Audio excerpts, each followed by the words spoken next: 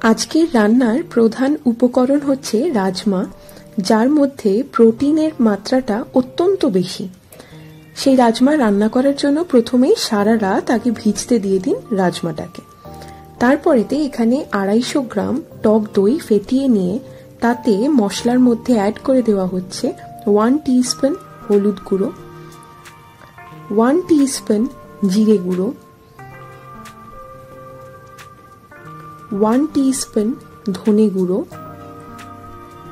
আমরা এখানে ভালো কালার আনার জন্য 1 টিস্পুন কাশ্মীরি লঙ্কার গুঁড়ো ব্যবহার করেছি, আর 1.5 টিস্পুন মতো চিনি অ্যাড করবেন, যেহেতু অনেকটা টক দইয়ের পরিমাণ ব্যবহার করা হচ্ছে। আর স্বাদ মতো নুন, আমরা এখানে 1.5 টিস্পুন মতো নুন অ্যাড করে দইটা মশলা সমেত ভালো করে ফেটিয়ে নিচ্ছি। 4টে পেঁয়াজ, 1 গ্রাম মতো আদা, 4 থেকে 5 কোয়া রসুন আর 3টে কাঁচা লঙ্কা একসাথে বেটে রাখুন। এবার আমাদের 3টে হুইসেল লেগেছে রাজমাটা মোটামুটি 85 থেকে 90% সেদ্ধ করতে।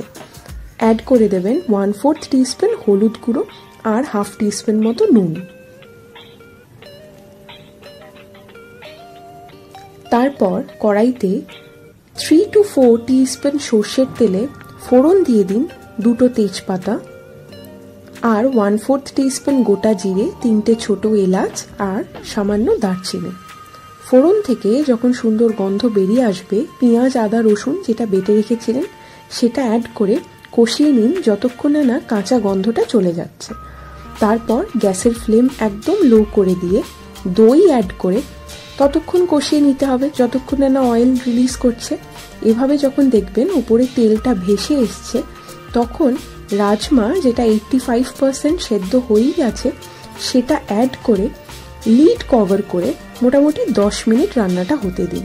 তাতে রাজমার বাকি অংশটাও সেদ্ধ হয়ে যাবে খুব ভালো করে। নামানোর আগে 1/4 টিস্পুন গরম মশলার গুঁড়ো, 1 টিস্পুন ঘি আর যদি ফ্রেশ ধনেপাতার গন্ধটা পছন্দ করেন সেটা অ্যাড করে দিতে পারেন। ফ্রেশ ক্রিম দেওয়াটা কমপ্লিটলি অপশনাল। এনজয়।